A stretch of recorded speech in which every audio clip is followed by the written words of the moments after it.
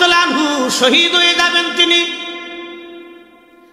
ওনাকে ছুরির আঘাত করা হলো, কর্ণের এই গোড়া দিয়ে ভিতরে ছিদ্র হয়ে গেল, রক্তক্ষরণ হয়, রক্ত পড়ে পড়ে দাড়ি ভিজে গেল। হযরত আলী রাদিয়াল্লাহু আনহু 3 দিন এইভাবে ছিলেন। 3 দিন তার কষ্ট হলো। 3 দিন পরে তিনি শহীদ হয়ে গেলেন। এক অন্ধ খ্রিস্টান মেয়ে, অন্ধ মেয়ে কুফার মসজিদের পাশে দাঁড়ায় কাঁদে, ও মুসলমান বলো আমার খলিফাতুল মুসলিমিন দুনিয়াতে আছে না মারা গেছে? খুব মনোযোগ দিন। ও মুসলমান তোমরা বলো আমার খলিফা কি দুনিয়াতে আছে না মারা গেছে? মুসলমানরা বলতেছে, হে খ্রিস্টান অন্ধ মেয়ে, তুমি খলিফা দিয়ে কি করবা বলো? বলে আগে বলো খলিফা আছে না মারা গেছে?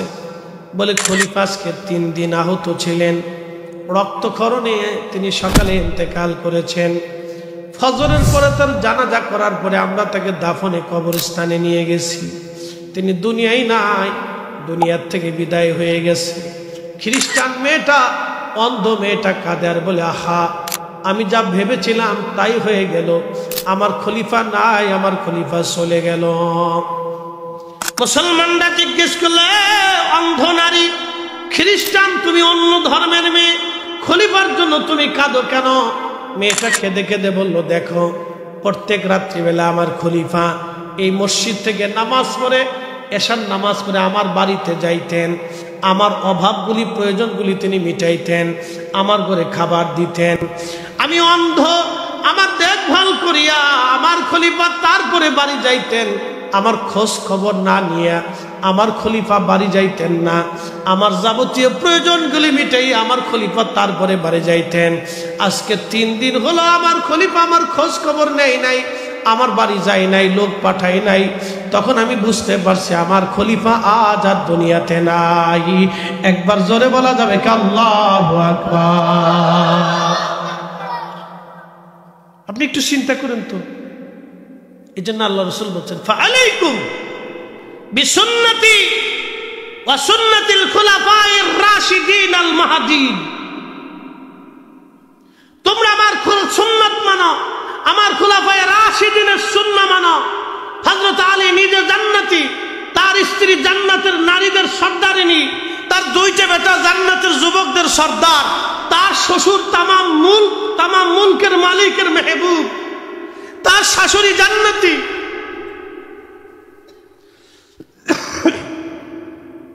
তার পুরা ঘরটা জান্নাত, তার আত্মীয় স্বজন জান্নাতি, তার ছোট ভাইটা জান্নাতি, তার চাচা জান্নাতি, তার চাচি জান্নাতি,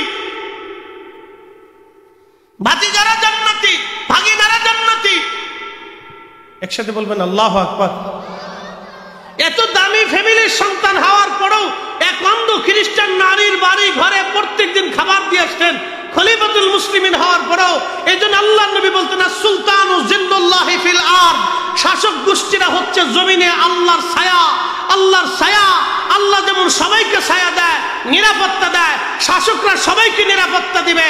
শাসকরা যদি জনগণের নিরাপত্তা দিতে না পারে, শাসক গোষ্ঠীরা যদি জনগণের খাদ্যের নিরাপত্তা না দিতে পারে, বস্ত্রের নিরাপত্তা না দিতে পারে, তাদের অর্থের নিরাপত্তা না দিতে পারে, জীবনের নিরাপত্তা না দিতে পারে, তাদের সম্মানের নিরাপত্তা না দিতে পারে, মেয়েদের নিরাপত্তা না দিতে পারে, শালীনতার নিরাপত্তা না দিতে পারে, ইজ্জতের নিরাপত্তা না দিতে পারে, তাহলে ওই শাসক গোষ্ঠী ধ্বংস হয়ে যায়। কথা বলেন ঠিক না বেটে?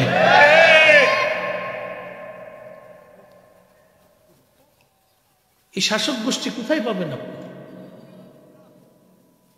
এই শাসক গোষ্ঠী শাহজালালি আমিনী, 360 আউলিয়া, শাহপরান, শাহ মখদুম, খাজা বাবা আজমিরি, এদের জমানায় ছিল। অপ্রিয় মুসলমান খুব মনোযোগ দিবেন। প্রিয় হাজিরিন, কি করে আমি আপনাদেরকে বুঝাবো? কোন ভাষায় বুঝলে যে আপনারা বুঝবেন, কিভাবে বললে যে আপনারা বুঝবেন? বলার তো ভাষা নাই। দিন দুপুরে মানুষ এখন খুন হয়ে যায়, কি কথা বলেন না কেন? অত্যন্ত কঠিন ভয়াবহ পরিস্থিতি, দিন দুপুরে ডাকাতি হয়। এরকম যদি পরিস্থিতি চলতে থাকে, আগামীর দিনগুলি আমাদের জন্য আরো অসহনীয় হয়ে যাবে। কথা বলেন ঠিক কিনা? এই জন্য বন্ধু সহনশীল হতে হবে, দয়া আমাদের ভিতরে আনতে হবে। দয়া দয়া নবীজি বললেন, আমার উম্মত তোমরা দয়া করো, মানুষকে এহসান করো, দয়া করো, দয়া করো। তোমরা প্রতিবেশীর ক্ষুধার্ত নিবারণ করো, যারা দুর্বল আছে তাদের ঘরে খাবার পৌঁছাও, যারা দুর্বল আছে তাদের ঘরে খাবার পৌঁছাও। আমার দেশে এই যে বললাম আপনাদেরকে একটা পরিসংখ্যান, লক্ষ লক্ষ ধনী আছে। যদি 68,000 ধনী, 68,000 ধনকুবের মালিক যদি তারা চিন্তা করে যে আমরা আমাদের অর্থ থেকে শুধু বাংলাদেশের 68,000 গরিব গ্রামে যত গরিব মানুষ আছে, অসহায় আছে, মধ্যবিত্ত দুস্থ আছে, যাদের রমজানে খুব কষ্ট হয়, আমরা তাদের জন্য খাবার বরাদ্দ করব, ইফতার বরাদ্দ করব। যদি সহনশীল খাবার ইফতার তাদের ঘরে পৌঁছায়, তাহলে অন্তত আমার এই রমজান মাসটাও আমাদের দেশের দরিদ্র মানুষের একটু ভালো কাটে।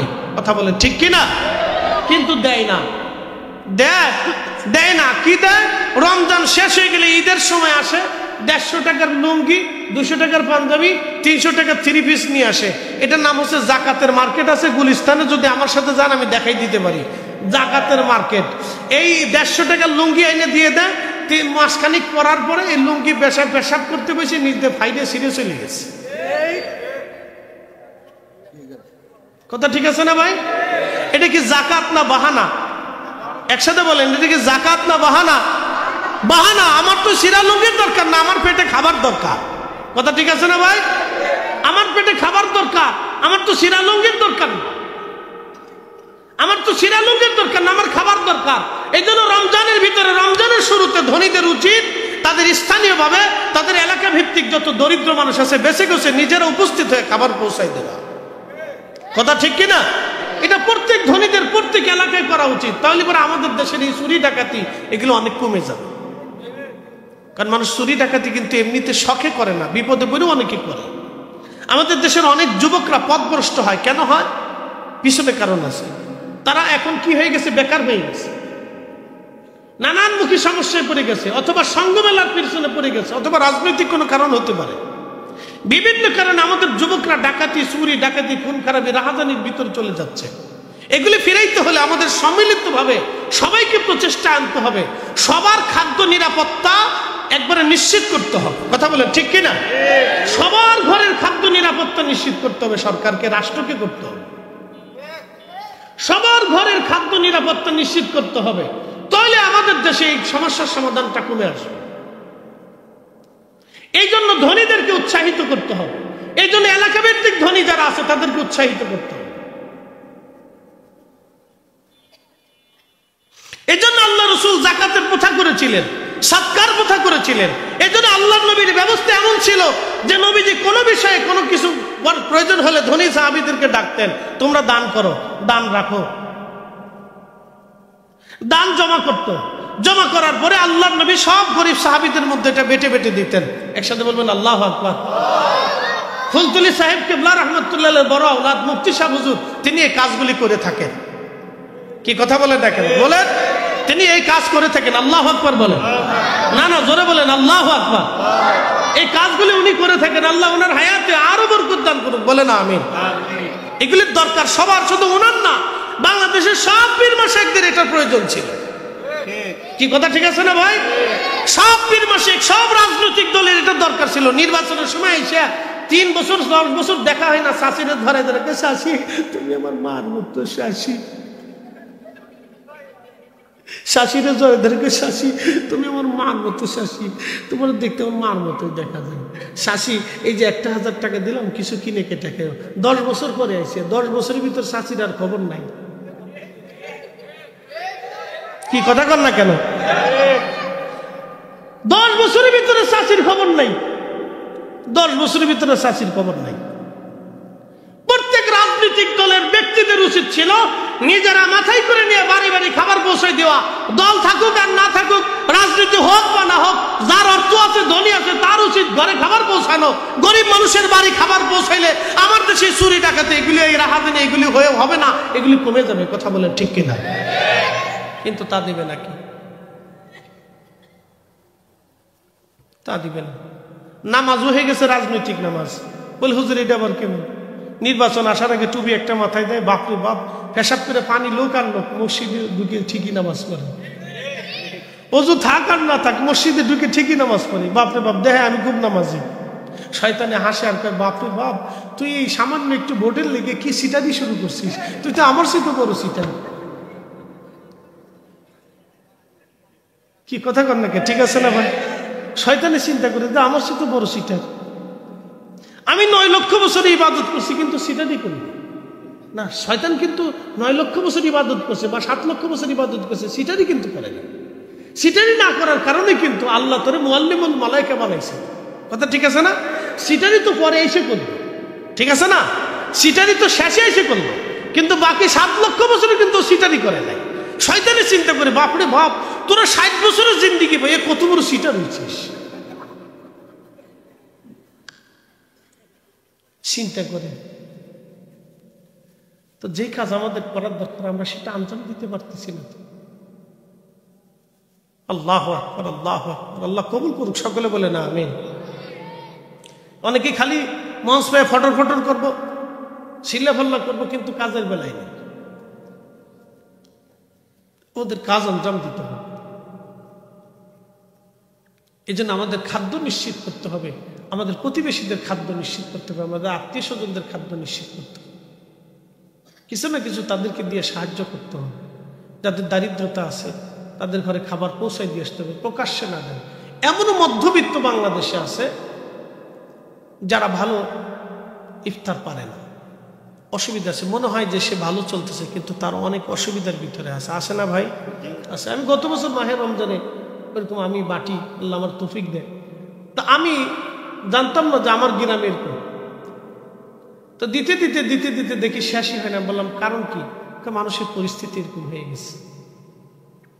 তো প্রিয় উপস্থিতি, এগুলো আমাদের করার দরকার। প্রত্যেক ধনীরা 68,000 ধনী, প্রত্যেক 68,000 ধনী যদি চিন্তা করে, এটা সরকারের দায়িত্ব।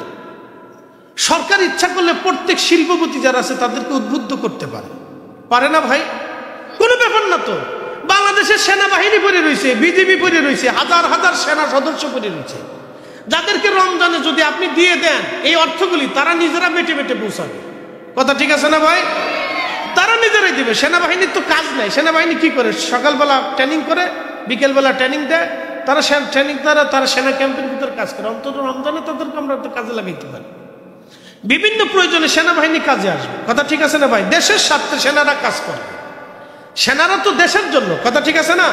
দেশের নিরাপত্তার জন্য, দেশের দুর্যোগের সময়, দেশের প্রয়োজনে, দেশের স্বার্থে, দেশের নিরাপত্তায় প্রয়োজনে সেনাবাহিনী কাজ করবে। করুক না, সেনাবাহিনী কাজ করবে। তাদেরকে সেনাবাহিনীর যুদ্ধ করানো হয়, ট্রেনিং দেওয়া হয়, তাদেরকে বসে বসে খাওয়ানোর জন্য তো না। এখন সারা দেশের নিরাপত্তা ব্যবস্থা খুব দুর্বল হয়ে গেছে। দিন দুপুরে চুরি ডাকাতি হয়, খুন খারাপি হয়। এখন সেনাবাহিনীর উচিত সারা বাংলাদেশে একবারে বাটাম চালান দেওয়া। মুসিবতের সময় তোমার সেনাবাহিনীর দরকার। আমার যখন আরাম আছে তখন তো আর আমার সেনাবাহিনীর দরকার নাই, তারা তাদের ব্যারাকে ফিরে চলে যায়।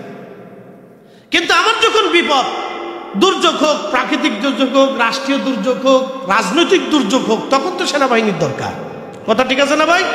প্রাকৃতিক দুর্যোগ, রাজনৈতিক দুর্যোগ, রাষ্ট্রীয় দুর্যোগ, অর্থনৈতিক দুর্যোগ, সামাজিক দুর্যোগ, যে দুর্যোগে বাংলাদেশে আসুক সেই সময় তো সেনাবাহিনীর প্রয়োজন। তো সেই সময় সেনাবাহিনী আমার দেশে কাজ করে। আমি তো তাছাড়া ওনাকে চাচ্ছি না, তারা আমাদেরকে সাহায্য করে। তো এই বাংলাদেশের সরকার যদি চিন্তা করে যে 68,000 গ্রামে বাংলাদেশের 68,000 শিল্পপতি বাংলাদেশে যারা আছে তাদের বরাদ্দ করতে হবে রমজান মাসে। কি কথা ঠিক আছে না? সারা বছর তারা ব্যবসা করে, রুটি রুজি করে, তারা এই 68,000 গ্রামে 68,000 বরাদ্দ করবে। এত হাজার, এত শত, এত হাজার কোটি টাকা তাদের বরাদ্দ করে দিবে। তারা রমজানে সরকার ইচ্ছা করে তাদেরকে বলবে আপনারা দিয়ে দেন। তখন এই সম্পদগুলি বরাদ্দ করার পরে তারপরে এই চাল ডাল কি পরিমাণে একজন দরিদ্র মানুষ পাবে, সেনাবাহিনীর আওতাধীন দিয়ে দিবে। অমুক থানা, অমুক উপজেলা সেনাবাহিনী চলে যাবে। তারা নিজেরা যায় বাইটা বাইটা ডিসকাশন করে তারা নিজেদের পদ্ধতি মতো তারা পৌঁছাই দিয়ে আসবে। এলাকার মানুষের সাহায্য নেবে, ইমাম সাহেব হুজুরের সাহায্য নেবে। কথা ঠিক আছে না ভাই? মসজিদ কমিটির সাহায্য নেবে, তাহলে কিন্তু সহজ হয়ে যাবে। ইমাম সাহেব হুজুর, মসজিদ কমিটি, এরা যদি সাথে থাকে, এলাকার আলেম ওলামা যদি সাথে থাকে, তাহলে পরে একবারে নিরবিচ্ছিন্ন ভাবে কোনো দুর্নীতি হবে না। কোনো স্বজন প্রীতি হবে না। হবে কি ভাই? স্বজন প্রীতি হবে না। কারণ ইমাম সাহেব চিন্তা করবে যে আমার এই মুসল্লি তো দরিদ্র আছে, কেন ইমাম সাহেবরা সবার বাড়ি বাড়ি ঘুরে, তারা জানে কার কি হাল হাকিকত, কার কি অসুবিধা সুবিধা আছে। কথা ঠিক আছে না ভাই? ইমাম সাহেবরা জানে, এলাকার মানুষ যারা মসজিদ পরিচালনা করে তারা জানে, তারা চিন্তা করবে যে না আমরা এই গরিব মানুষের মধ্যে বন্টন করব, তারা সরকারের কাছে সেনাবাহিনীর কাছে লিস্ট পাঠাবে, তাহলে আর আমাদের দেশে কোনো বিশৃঙ্খলা হয় না। আর যদি রাজনৈতিক ব্যক্তিত্বদের কাছে দিয়ে দেন, আমি তাদের দুর্নাম করবো না, আল্লাহ তাদের সাহায্য করে, আমরা দোয়া করি, কিন্তু অনেকেই আছে স্বজন প্রীতি করে। কথা সহজ, কাজ সহজ, কিন্তু কাজে পরিণত নেই। সমস্যা হলেই কেন? কিন্তু সরকার দিক বা না দিক, আমাদের কাজ আমাদের চালাইতে হবে। কথা ঠিক আছে না ভাই? আল্লাহ আমাদের কবুল করুক। সকলে বলেন আমিন। না আরেকটু জোরে বলেন আমিন। একটু জবান খুলে মহাব্বতে আল্লাহুম্মা সাল্লি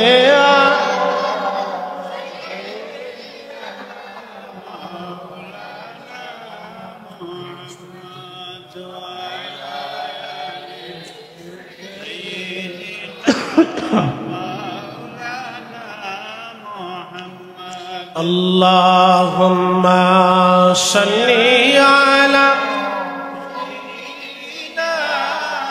Maulana Muhammad wa ala ali Sayyidina Maulana Muhammad। তুমি আল্লাহর প্যারা হাবিব, তোমার তুলনা নাই কেউ আর, তোমার মতো আকাশ ভ্রমণ করেনি কোন পয়গম্বর। আল্লাহুম্মা সাল্লি আলা মাওলানা মুহাম্মদ ওয়া আলা আলি সাইয়্যিদিনা মুহাম্মদ। প্রিয় উপস্থিতি, ঈমান ইহতিসাবের সাথে যারা রোজা রাখবে, আল্লাহর নবী বললেন তাদের জীবনের গুনাহগুলি আল্লাহ মাফ করে দিবে। এখন রোজা রাখলো, মিথ্যাও বলল, রোজা কি ঈমান ইহতিসাবের সাথে হবে? একসাথে বলেন হবে? হবে না। রোজা রাখলো আবার মিথ্যা বলল, রোজা রাখলো ফায়সা কথা বলল, রোজা রাখলো গালিগালাজ করলো, রোজা রাখলো মানুষকে ধোঁকা দিল, এমন রোজা ঈমান ইহতিসাবের সাথে হবে না। অতএব এই রোজা শুধুমাত্র না খেয়ে থাকবে, কোনো কাজে লাগবে না। এই জন্য আল্লাহর নবী বলেন আমার উম্মত রমজানের রোজা পাইল কিন্তু নিজের জীবনের গুনাহ মাফ করাই নিতে পারল না, সে ধ্বংস হয়ে যাক, সে ধ্বংস হয়ে যাক। রমজানের রোজা পাইল কিন্তু নিজের জীবনের গুনাহ মাফ করাই নিতে পারল না, সে ধ্বংস হয়ে যাক, ধ্বংস হয়ে যাক। সে কপাল পোড়া বদনসিব, সে কপাল পোড়া বদনসিব, সে ধ্বংস হয়ে যাক। বন্ধুগণ খুব মনোযোগ দিবেন। এরপরে নবীজি বললেন আমান কামা রমাদানা ঈমানাও ইহতিসাবান গুফিরা লাহু মা তাকাদ্দামা মিন যামবিহি। যে ব্যক্তি মাহে রমজানে রাত জেগে দাঁড়ায় দাঁড়ায় নামাজ পড়বে, রাত জেগে নামাজ পড়বে, সারা রমজানে রাত জেগে ইবাদত করবে, তারাবির নামাজ পড়বেন ঠিক ঠিক মতো, তারাবির নামাজ ঠিক ঠিক মতো 5 ওয়াক্ত নামাজ, এবং রাত্র জাগরিত হয়ে যারা তারাবির নামাজ পড়বে, নবীজি বললেন তার আগের জীবনের সব গুনাহগুলি আমার আল্লাহ মাফ করে দেবে। একবার জোরে বলা যাবে কি মারহাবা? কি নামাজ? তারাবি। এখন বলেন কয় রাকাত? জোরে বলেন। আমাদের দেশে একদল আদা জল খেয়ে লাগছে 8 টাকার তার বানাইতেই হবে। মনে হয় যে ওরে শয়তানে টেন্ডার দিয়ে দিছে, মনে হচ্ছে আজাজিলে তারে টেন্ডার দিছে, ওর 8 টাকার তারাবির নামাজ বানাইতেই হবে। সেই জন্য সে যত যুক্তি তর্ক আছে সব যুক্তি তর্ক সে উত্থাপন করছে। এখন আমি আপনাদেরকে দলিলা দিল্লা যুক্তি তর্ক কিচ্ছু দেব না, শুধু একটা প্রশ্ন বলব, 360 জন আল্লাহর ওলি, তিনারা কি হক না বেহক? না জোরে বলেন, না না একসাথে বলেন, হক না বেহক? তিনারা যেই নামাজ আনছিলেন এটা কি সত্য না মিথ্যা? তিনারা যে কালেমা এনেছিলেন এটা সত্য না মিথ্যা? তিনারা যে দিন এনেছিলেন এটা সত্য না মিথ্যা? তো তিনারা যদি 8 টাকা তারাবির নামাজ যদি সত্যই 8 টাকা হতো, তাহলে 360 জন আল্লাহর ওলি এই জমিনে 8 টাকা তারাবির নামাজ বাস্তবায়ন করে প্রতিষ্ঠিত করে রেখে যাইত। যেহেতু ওনারা 20 টাকা তারাবির নামাজ এই জমিনে প্রতিষ্ঠিত করছে, অতএব আমরাও জানি তারাবির নামাজ 20 টাকা এটাই চূড়ান্ত। এর নিচে পড়লে ইমান ইহতিসাবের সাথে তারাবির নামাজ আদায় হবে না। যদি কেউ 8 টাকা তারাবি পড়ে তাহলে ইমান ইহতিসাবের সাথে তারাবির নামাজের হক আদায় হবে না। জোরে বলেন আদায় হবে না। জোরে বলেন আদায় হবে না। কেউ যদি এই 8 টাকার তারাবির নামাজ বানায় না, তো তার ইমান ইহতিসাবের সাথে তারাবির নামাজের হক আদায় হবে না। অতএব যেহেতু নামাজ আদায় হবে না, সেহেতু গুনাহ মাফ হওয়ার কোনো সম্ভাবনাও নাই। অতএব তারাবির নামাজ 20 টাকাতেই চূড়ান্ত। 360 জন আল্লাহর ওলি তারাবির নামাজ 20 টাকা চূড়ান্ত করেছে। 20 টাকা তারাবির নামাজ তারা চূড়ান্ত করেছে। 20 টাকা তারাবির নামাজ চূড়ান্ত, এটাই চূড়ান্ত ফয়সালা। একটু জোরে সে পড়ে আল্লাহুম্মা সাল্লি আলা। জি ইমাম সাহেব,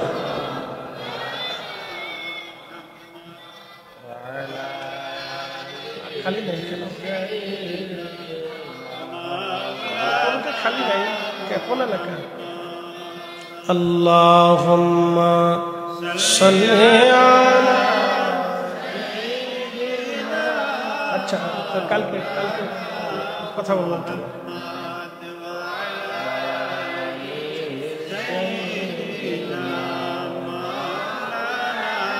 খালি না মেশিং করে দিতে হবে। আল্লাহুম্মা সাল্লি আলা সাইয়্যিদিনা মাওলানা মুহাম্মাদ ওয়া আলা আলি সাইয়্যিদিনা মাওলানা মুহাম্মাদ।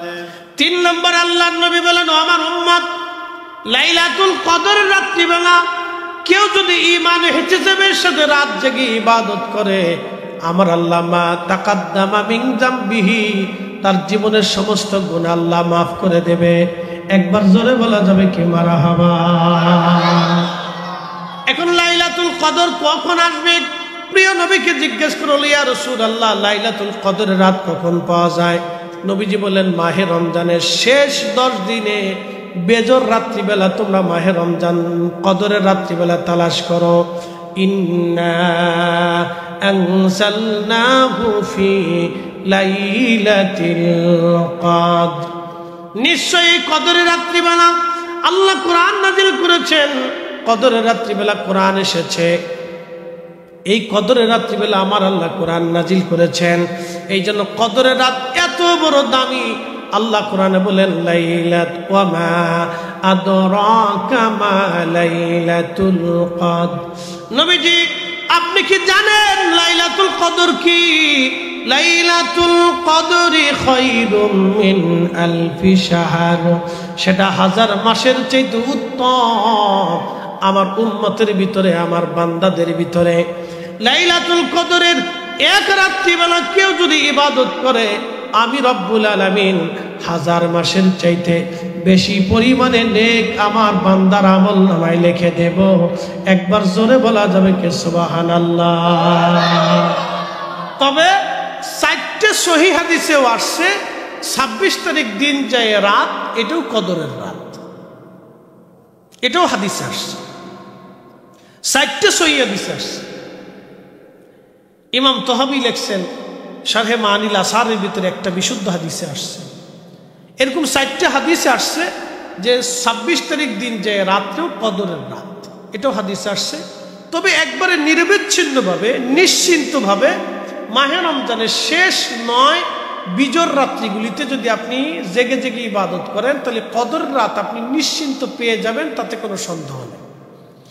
আর এই রাত্রিবেলা যদি আপনি ঈমান ও ইহতিসাবের সাথে জেগে ইবাদত করেন তাহলে আপনার জীবনের সমস্ত গুনাহগুলি আল্লাহ মাফ করে দেবেন। একসাথে বলা যাবে না সুবহানাল্লাহ? তাহলে মাহে রমজানে আমাদের অধিক পরিমাণে ইস্তিগফার করার দরকার, দোয়া করার দরকার, কান্নাকাটির দরকার, ক্ষমা চাওয়ার দরকার। কথা ঠিক আছে না ভাই? আর বেশি বেশি পরিমাণে রোজাদারকে ইফতার করানোর প্রয়োজন। যদি সুযোগ সুবিধা হয় তাহলে এলাকার হয়তো দরিদ্র মিসকিন আশেপাশে খুঁজে খুঁজে আত্মীয় স্বজন আগে দেখবেন যে আপনার আত্মীয় স্বজনের মধ্যে দরিদ্র কারা আছে। যারা দরিদ্র আছে তাদের ঘরে খাবার নিশ্চিত করবে, এবং তারপরে দেখবেন আপনার প্রতিবেশীদের মধ্যে দরিদ্র কারা আছে, তাদের মধ্যে আপনি মাহে রমজানে খাবার নিশ্চিন্ত করবেন। এরপরে আপনার গ্রামের ভিতরে দেখবেন কারা দরিদ্র আছে, আপনি তাদের মধ্যে খাদ্য নিশ্চিত করবেন, তাদের ঘরে খাবার পৌঁছাবেন রমজান। আল্লাহ আমাদের প্রত্যেকের তৌফিক দিক, সকলে বলে না আমরা এই কাজগুলি করব, এই কাজগুলি আমাদের আঞ্জাম দেওয়ার দরকার, তাহলে আমাদের গুনাহ মাফ হবে। রমজান পাইলেন কিন্তু গুনাহ মাফ করাইতে পারলেন না, এর চাইতে বড় ব্যর্থতা আর জীবনে কিছু নাই। এর জন্য প্রথম মিম্বরে কদম রাখার পরে নবীজি বললেন সাহাবীরা রে, আমি প্রথম মিম্বরে কদম রাখছি, ঠিক তখনই জিবরাইল আলাইহিস সালাম এসে বলেন ইয়া রাসূলুল্লাহ, যে মাহে রমজান পাইল কিন্তু নিজের জীবনের গুনাহ মাফ করাইয়া নিতে পারল না, সে ধ্বংস হয়ে যায়। তাহলে তিনটা কাজ করলে জীবনের গুনাহ মাফ হবে। এক নম্বরে মাহে রমজানে রোজা রাখতে হবে ঈমান ইহতিসাবের সাথে, পরিপূর্ণ ইয়াকিনের সাথে, বিশ্বাসের সাথে, মহাব্বতের সাথে। এই মাহে রমজানে রোজা রেখা মিথ্যা বলা যাবে না, ফায়সা কথা বলা যাবে না, গীবত করা যাবে না, শেকায়ত করা যাবে না, তহমত দেওয়া যাবে না, অন্যের ত্রুটি বিচ্যুতি খোঁজা যাবে না, মারামারি হানাহানি করা যাবে না, কারো সম্পদ মারা যাবে না, হালাল খাদ্য খেতে হবে, হারাম রুটি রুজি করা যাবে না, অন্যকে ঠকানো যাবে না। এই মাহে রমজানে জেনা করা যাবে না, জেনার লিপ্সা আনা যাবে না, কোনো নারীর দিকে ফায়সা কাজ করা যাবে না, খারাপ ভাষা ব্যবহার করা যাবে না, মিথ্যা বলা যাবে না।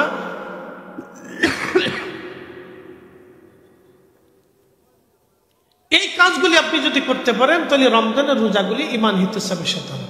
2 নম্বর, তারাবির নামাজ আপনাকে দাঁড়াইতে হবে টাইম টু টাইম, সুন্দর মতো তারাবির নামাজ ঈমান ইহতিসাবের সাথে 20 রাকাত আদায় করতে হবে, এবং রাত জেগে সম্ভব হলে ইবাদত করতে হবে, তাহাজ্জুদ নামাজ করতে হবে। যদি তা সম্ভব হয় আপনি রাত জেগে কোরআন শরীফ তেলাওয়াত করতে পারেন, আর কিছু আর নওয়াফিল অতিরিক্ত ইবাদত করতে পারেন, তাহলে আপনার জীবনের আগের গুনাহগুলি মাফ হয়ে যাবে। আর কদরের রাত্রিবেলা যদি আপনি পেয়ে যান তাহলে মাহে রমজানের শেষ 10 দিনের বেজর রাত্রিবেলা, বিশেষ করে 26 তারিখ দিন যায় রাত, এটাও যেহেতু বিশুদ্ধ হাদিসে এসেছে, অতএব এই রাতটাকেও ছোট করে দেখার কোনো সুযোগ আমাদের হাতে নাই। অতএব এই রাতগুলিতে ঈমান ইহতিসাবের সাথে জাগতে হবে, ইবাদত করতে হবে খুব ইয়াকিনের সাথে। পটকা ফোটানো যাবে না, ঘোরাঘুরি করা যাবে না।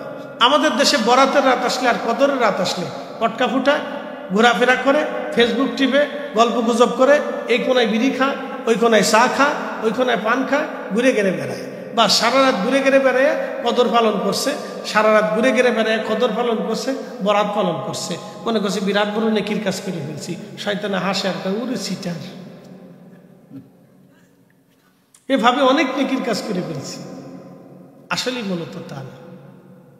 ঈমান ইহতিসাবের সাথে রাত্রি যাপন করতে হবে, ঈমান ইহতিসাবের সাথে, অত্যন্ত বিনয়ের সাথে এবং ইয়াকিনের সাথে, বিশ্বাসের সাথে, ঈমানের সাথে মহাব্বত নিয়ে রাত্রিগুলি ইবাদত করতে হবে।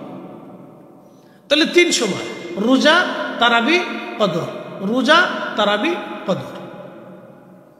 এই 3টা করতে যে আবার চিন্তা করেন না যে বাকি ফরজ নামাজগুলি ছেড়ে দিন, না না। রমজান তো রমজান, রমজানে একটা ফরজ, অন্য সময় 70টা ফরজ। রমজানে একটা নফল, অন্য সময় ফরজের সমতুল্য। একসাথে বলা যাবে না সুবহানাল্লাহ? মনোযোগ দেন। এখন যদি আপনি 1 টাকা দান করেন তাহলে 700 টাকার সওয়াব হবে। আর রমজানে যদি দান করেন তাহলে বিগয়রি হিসাব, আস-সাওমু লি ওয়া আনা আযযি বিহি। রমজানে যদি আপনি দান করেন আল্লাহ রাসূল বলতেছেন, আল্লাহ বলেন রমজানের রোজা আমার জন্য প্রতিদান আমি আল্লাহ নিজে দিয়ে দিব। কত দিব? কোনো হিসাব দিলাম না, বিগয়রি হিসাব দিব। আমার যত খুশি মন চাই তত বেশি দিয়ে দেব। আসতে হয়ে গেল না? জোরে বলেন। আল্লাহ কি কৃপণ? আল্লাহর কি অভাব আছে? আল্লাহর দিলে কি লজ আছে? তাহলে আল্লাহ যখন দেয় তখন বুঝতে হবে যে অগণিত দেয়। কথা ঠিক আছে কিনা? তাহলে রমজানে বেশি বেশি দান সৎকা করবো। কোন সময় দান সৎকা করবো? রমজানে বেশি বেশি দান সৎকা করবো। প্রিয় উপস্থিতি, মাহে রমজানে অত্যধিক পরিমাণে দান সৎকা করবেন, অধিক পরিমাণে নেকের কাজ করবেন। আপনি এই রমজান আসলে রোজা ছেড়ে দেওয়া যাবে না, প্রস্তুতি নিয়ে ফেলে দেন। একটা রোজা কাজা করা যাবে না। রমজানের যেই যেই কথাগুলি বললাম সেগুলি আপনারা করবেন। আল্লাহর নবী বললেন, আমি দ্বিতীয় মিম্বারে কদম রাখলাম। যখন দ্বিতীয় মিম্বারে কদম রাখছি তখন জিবরাইল আলাইহিস সালাম বলেন, ইয়া রাসূলুল্লাহ, যে আপনার নাম শুনলো কিন্তু দুরূদ শরীফ পড়ল না, সে ধ্বংস হয়ে যাক। যে আপনি নবীর নাম শুনলো কিন্তু আপনি নবীর শানে দুরূদ শরীফ পড়ল না, সে ধ্বংস হয়ে যাক। যে আপনি নবীর নাম শুনলো কিন্তু দুরূদ পড়ল না, সে ধ্বংস হয়ে যাক। আল্লাহর নবী বলেন আমিন। তার মানে নবীজির নাম শোনার পরে দুরূদ পড়া লাগবে। দুরূদ দুরূদ দুরূদ। সর্বশেষ ছোট্ট দুরূদের নাম সাল্লাল্লাহু আলাইহি ওয়াসাল্লাম। আপনি যেই দুরূদ শরীফ পড়তে পারেন সেই দুরূদ আপনি পড়বেন। আপনার যেটা খুশি আপনি সেটা পড়বেন, কোনো নিষেধ নেই। আপনার যেই দুরূদ খুশি আপনি সেটা পড়বেন। দুরূদ ইব্রাহিমই পড়তে হবে এমন কোনো বিষয় নেই। দুরূদ ইব্রাহিম ছাড়া অন্য কোনো দুরূদ হবে না, তাও কোনো মাসালা না। এগুলি ভ্রান্ত মাসালা। সাহাবা ইকরাম জিজ্ঞেস করলো, নাহনু সাল্লাইনা ফি সালাতিনা ইয়া রাসূলুল্লাহ, নবীজি আমরা নামাজের ভিতরে কিভাবে আপনার প্রতি দুরূদ পড়ব আপনি শিখাই দেন। তখন নবীজি এই দুরূদ শরীফটা শিক্ষা দিলেন, যে দুরূদ ইব্রাহিম যেটা আমরা পড়ি, নাম দুরূদ ইব্রাহিম। আসলে মূলত এটা দুরূদ ইব্রাহিম, ইব্রাহিম আলাইহিস সালামের দুরূদ না। দুরূদ তো আমাদের রাসূলের দুরূদ। কথা ঠিক কিনা? আল্লাহর নবী নিজে দয়া করে ইব্রাহিম আলাইহিস সালামের নাম বসিয়ে দিয়েছে। এর পিছনে কারণ আছে। কারণ হলো নবীজি সবসময় ইব্রাহিম আলাইহিস সালাম দা ইব্রাহিম খলিলুল্লাহ, নবীজি বলতেন আমি ইব্রাহিম আলাইহিস সালামের দোয়া। এর অর্থ হচ্ছে ইব্রাহিম আলাইহিস সালাম প্রত্যেক দোয়াতে দোয়া করতেন, আল্লাহ তুমি আমার নসলে আখিরি নবী পাঠাও। আল্লাহ তুমি আমার নসলে আমার বংশে আখিরি নবী পাঠাও। কারণ আখিরি নবীর ইজ্জত সমস্ত ১৬ লক্ষ নবীরে যাহা দিয়েছে, আমার নবীরে আল্লাহ তার চাইতে ৭০ গুণ বেশি দিছে। একসাথে বলবেন আল্লাহু আকবার। সমস্ত নবীর উম্মতরে আল্লাহ যা দিছে, আমার নবীর উম্মতরে আল্লাহ ৭০ গুণ বেশি দিছে। আসতে বললেন কেন? আমাদেরকে আল্লাহ কি দিছে? ৭০ গুণ বেশি দিছে। কত গুণ বেশি দিছে? ৭০ গুণ বেশি দিছে দেখে লাইলাতুল কদর পাইছেন, নালি লাইলাতুল কদর পাইতেন না। ৭০ গুণ বেশি দিছে দেখে রমজানে ১ রাকাত নামাজ পড়লে, এই নফল পড়লে অন্য মাসে ফরজের সমান পাইছেন। একটা ফরজ করলে অন্য মাসে ৭০টা ফরজের সমান পাইছেন। ৭০ গুণ বেশি দিছে দেখে রমজানে আল্লাহ আপনার জীবনের গুনাহ মাফ করাই দিবে। আল্লাহর নবী বলেন, উম্মত তোমরা শোনো, ৫টা জিনিস মাহে রমজানে আল্লাহ আমার উম্মতকে বিশেষভাবে দিছে, যা অন্য কোনো উম্মতকে আল্লাহ দেয় নাই। তার ভিতরে একটা হচ্ছে মাহে রমজানে আমার উম্মতের মুখ দিয়ে যে গন্ধ আসে, এই গন্ধটা আল্লাহর কাছে মিশকের চাইতে বেশি ঘ্রাণ। একসাথে বলবেন আল্লাহু আকবার। এখন প্রশ্ন, আল্লাহ কি গন্ধ শুকে? আল্লাহ কি গন্ধর দরকার? আল্লাহ গন্ধ শুকে না, বরং এই গন্ধটা কেন আসে? ক্ষুধার্ত থাকার কারণে এই গন্ধটা আসে। দেখবেন মানুষ ক্ষুধার্ত থাকলে মুখ থেকে গন্ধ আসে। এটা হলো ক্ষুধার গন্ধ, এটা মুখের গন্ধ না। ক্ষুধা সন্ধ্যার সময় দেখবেন গন্ধর তাপমাত্রা বেশি বাড়ে। কারণ কি? সে ক্ষুধা, পেটে কিছু নাই, এই জন্য গন্ধ আসে, নিঃশ্বাসে গন্ধ আসে, ক্ষুধার থাকার কারণে। এটা হলো ক্ষুধার গন্ধ। তো এই গন্ধটা আল্লাহর কাছে প্রিয়। কেন? এই গন্ধের বিনিময়ে আল্লাহ তাকে এত সুগন্ধি দিবে, বেহেশতে এত মর্যাদা আল্লাহ দিবে, যে যার আল্লাহর কাছে এত পছন্দ লাগে, ভালো লাগে, যে আমার বান্দা ক্ষুধার্ত আছে, কারণ আমি আল্লাহর ভয়ে আছি। একসাথে বলবেন আল্লাহু আকবার। রোজা কি পুলিশের ভয়ে রাখেন? কাউকে দেখানোর জন্য রাখেন? কার জন্য রাখেন? কারণ রমজান মাসে আপনি যদি পালায় পালায় খাবার খান কেউ দেখবে না, পালায় পালায় যদি পানি খান তো কেউ দেখবে না। তো রমজানের রোজাটা শুধুমাত্র আল্লাহর জন্য হয়। নামাজ কিন্তু রাজনৈতিক নামাজ আছে,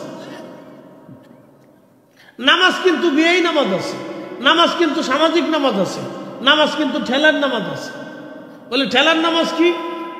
ঠেলার নামাজ হচ্ছে যে সালিশ দরবারে বসে এখন যদি নামাজ না পড়ে তাহলে মানুষ কি বলবে, এটার নাম ঠেলার নামাজ। রাজনৈতিক নামাজ হলো নির্বাচনে আসছে, ভোট যদি নামাজ না পড়ি মানুষ ভোট দিবে না, তাহলে রাজনৈতিক নামাজ। বিয়াই নতুন বিয়াই বেদ গেছে, যদি নামাজ না পড়ে তো বিয়াই মন্দ বলবে, এই জন্য এটার নাম দিছি বিয়াই নামাজ। কি কথা ঠিক আছে না? কিন্তু রোজা কিন্তু বিয়াই রোজা নেই, কারণ রোজা আল্লাহর জন্যই রাখে, যে রাখে সে আল্লাহর জন্যই রাখে। কথা ঠিক আছে না ভাই? সে কার ভয়ে রাখে? আল্লাহর ভয়ে রাখে। যে রাখে সে আল্লাহর ভয়ে রাখে, কারণ সে পলায় খাইতে পারে, গোপনে বাসার ভিতরে খাইতে পারে, রুমের তালা মেরে দিয়ে পানি খাইতে পারে, ভাতও খাইতে পারে, কেউ দেখবে। এই জন্য রোজা আসাউমুলি ওয়া আনা আজিবিহি, রোজা আমি আল্লাহর জন্য, অতএব প্রতিদান আমি আল্লাহ নিজে দিয়ে দিই। আল্লাহু আকবার। এই জন্য রোজাদারকে কেউ যদি খাওয়ায় তাহলে আল্লাহ রাসূল বলছেন আমি কিয়ামতের ময়দানে তোমাকে হাউজে কাউসারের পানি পান করাই দেব। প্রিয় উপস্থিতি হাজিরিন, আল্লাহর নবী বললেন দুরূদ শরীফ। তো আমাদের নবীর ইজ্জত আল্লাহ এত পরিমাণে দিলেন, এই ইজ্জত দেখে ইব্রাহিম খলিলুল্লাহ শুধু দোয়ার মধ্যে বলতেন আল্লাহ আপনি আমার নসলে আখিরি নবী পাঠাবেন, আমার বংশে আপনি আখিরি নবী দিবেন, আল্লাহ আপনি আমার বংশে আখিরি নবী পাঠাবেন। কেন? আখিরি নবীর ইজ্জতের দিকে তাকাইয়া ইব্রাহিম নিজের বংশের দিকে নিসবত করলেন, এই জন্য যাতে উনার বংশের মর্যাদা বেড়ে যায়। কারণ সব বাবা চায় আল্লাহ আমার ছেলেটাকে আপনি মানুষের মতো মানুষ বানান, আমার ছেলেটারে নামাজি বানান, আমার ছেলেটারে ভদ্র বানান। কোনো বাবা কয় না আল্লাহ আমার ছেলেটারে চোর বানান, কয়? কোনো বাবা কি বলে আল্লাহ আমার ছেলেরে ডাকাত বানান, আমার ছেলের লুচ্চে বানান? কেউ কয় না। সবাই চায় আল্লাহ আমার সন্তানটারে নামাজি বানান, আমার সন্তানটারে তুমি আবেদ বানান। সব বাবা দোয়া করে। তো ইব্রাহিম আমার নবীর ইজ্জত দিকে আল্লাহর বলতেছেন আল্লাহ তুমি আমার নসলে আখিরি নবী পাঠাও। তা আল্লাহ তার দোয়া কবুল করলেন। একসাথে বলবেন আল্লাহু আকবার। আল্লাহ তার কি করলেন? দোয়া কবুল করে নিয়ে ইব্রাহিম আলাইহিস সালামের নসলে আমার নবীরে পাঠাইলেন। এই জন্য ইব্রাহিম আলাইহিস সালামের দুইজন স্ত্রী, আমাদের দুইজন মা, একজন আম্মাজান সারা, আম্মাজান হাজেরা। আম্মাজান সারার গর্ভে হযরত ইসাক আলাইহিস সালাম, হযরত ইসাক আলাইহিস সালামের একটা বেটার নাম ইয়াকুব আলাইহিস সালাম। ইয়াকুব আলাইহিস সালামের আরেক নাম ছিল ইসরাইল। এই ইসরাইল থেকে বনি ইসরাইল। এই ইয়াকুব আলাইহিস সালামের যত বংশ সবাইকে বনি ইসরাইল বলা হয়। এই বনি ইসরাইলের ভিতরে আল্লাহ নবী পাঠাইছেন ৭০,০০০। আর এই বনি ইসরাইল ইয়াকুব আলাইহিস সালাম মসজিদে বাইতুল আকসা প্রতিষ্ঠিত করেছেন, তৈরি করেছেন। ওনার এই মসজিদে ৭০,০০০ নবী আসছে, নবী নামাজ পড়ছে, কিন্তু বাইতুল আকসাতে আপনি রিয়াজুল জান্নাহ নাই। রহস্য দেখে যাবেন। বাইতুল আকসাতে ৭০,০০০ নবী নামাজ পড়লো, কিন্তু বনি ইসরাইলের ৭০,০০০ নবী বাইতুল আকসায় নামাজ পড়ছে, কিন্তু আপনি রিয়াজুল জান্নাহ পাবেন না। আর আমার নবী একা মসজিদে নববীতে নামাজ পড়েছেন, হুজরা থেকে মিম্বর, মিম্বর শরীফ থেকে হুজরা শরীফ, গেছেন আইছেন আসছেন, গেছেন গেছেন আইছেন আসছেন গেছেন। যাওয়া আসার কারণে ওই জায়গাটুকুন আল্লাহ বলছেন রিয়াজুল জান্নাহ, জান্নাতের বাগান বানাই দেন। সুবহানাল্লাহ। আরো জোরে, আরো জোরে, আরো জোরে। তাহলে ইব্রাহিম আলাইহিস সালাম দিয়ে কি আমার নবীর দাম বাড়লো না আমার নবী দিয়ে ইব্রাহিমের দাম বাড়লো? আমার নবী দিয়ে ইব্রাহিম আলাইহিস সালামের দাম বাড়লো। এই জন্য দুরুদ ইব্রাহিম না, এই দুরুদ আমার নবীর দুরুদ। কিন্তু নবীজি নিজে তিনি কৃতজ্ঞতা স্বরূপ মিল্লাতের বাবা তার জন্য দোয়া করতেন বিধায় নবীজি তার পিতা ইব্রাহিম আলাইহিস সালামের নাম দুরুদের মধ্যে লিখে দিয়ে স্মরণে রেখে দিয়ে গেলেন। একসাথে বলবেন আল্লাহু আকবার। নবীজি নিজে লিখে দিয়ে গেছে, আল্লাহ রাসূল নিজে লিখে দিয়ে গেছে। ইব্রাহিম আলাইহিস সালামের নাম উম্মতের মধ্যে স্মরণে দিয়ে গেল, যাতে সবসময় তোমরা তারা স্মরণ করো। এটা হলো হিকমত। এটার উল্টে জগা খিচুড়ি বানাইয়া আমরা একবারে এমন ভাবে নিছি যে এই দুরুদ ছাড়া আর কোনো দুরুদ পড়াই যাবে না। বিরাট বড় বিখ্যাত হুজুর মুহাদ্দিসে আযম।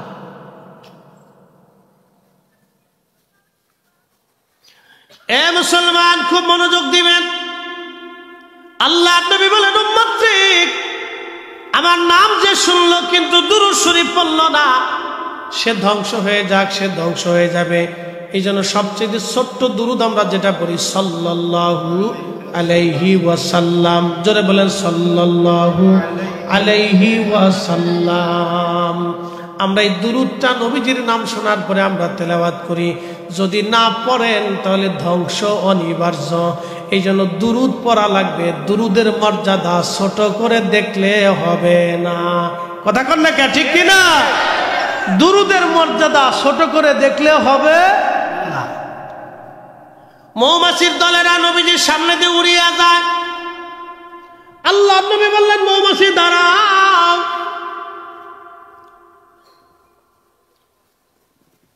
তো মৌমাছি নবীজির সামনে এসে গুনগুন করে সালাম দিতেছে, আসসালাতু ওয়াসসালামু আলাইকা ইয়া রাসূলুল্লাহ, আসসালাতু ওয়াসসালামু আলাইকা ইয়া হাবিবাল্লাহ। নবীজি ডাক দিয়ে বলেন, মৌমাছি বলো মধু কেমনে বানাও? মৌমাছি বলে, ইয়া রাসূলুল্লাহ, বিভিন্ন ফুল থেকে মধু আনি, রস নিয়ে আসি। কোন ফুলের রস তিতা, কোনোটা নুনতা, কোনোটা টক, কোনোটা মিষ্টি, কোনোটা পাইনসে। এক এক ফুলের রস এক এক রকম। হুজুর সমস্ত রসগুলি সংগ্রহ করে এনে চাকের মধ্যে জমা করে রাখি, ইয়া রাসূলুল্লাহ, মধু মধু হয় না। নবীজি যখন আমরা মৌমাছিরা ওই চাকের উপরে ঘুরি আর আপনি নবীর দুরূদ শরীফ পড়ি, আমরা চাকের মধ্যে ঘুরি আর আপনি নবীর দুরূদ পড়ি, ওই দুরূদের কারণে আমার আল্লাহ, আমার রব মধুকে মধু বানায়া দেয়। একসাথে বলেন আল্লাহু আকবার। এই মধুটাকে আল্লাহ বলেন আশিফাউল লিন্নাস। কুরআনে আল্লাহ বলেন আশিফাউল লিন্নাস। এই মধু হলো মানুষের জন্য শেফা, মানুষের জন্য শেফা। সুনান ইবনে মাজার ভিতরে এসেছে, আল্লাহর নবী বললেন, ও আমার উম্মতেরা, হাতের তালুর মধ্যে মধু ঢেলে নিয়ে তোমরা চেটে চেটে যদি তোমরা খাও, তাহলে আমার রব, আমার আল্লাহ ৯৯ প্রকার কঠিন কঠিন রোগ থেকে তোমাকে বাঁচাবে। শরীফের আওয়াজ আসলে, তেলাওয়াত হলে, মিলাদ হলে বাড়িতে বরকত আসে না? কি একসাথে কথা কেন জোরে বলেন, বরকত আসে না? তাহলে বাড়ি বাড়ি মিলাদ দোয়া দুরূদ হবে নি? জোরে বলেন, বাড়ি বাড়ি মিলাদ দোয়া দুরূদ হবে নি? আল্লাহ কবুল করুক, বলেন আমিন। বরকতের জন্য পড়বেন, পড়লে আপনার লাভ, না পড়লে আপনার লস।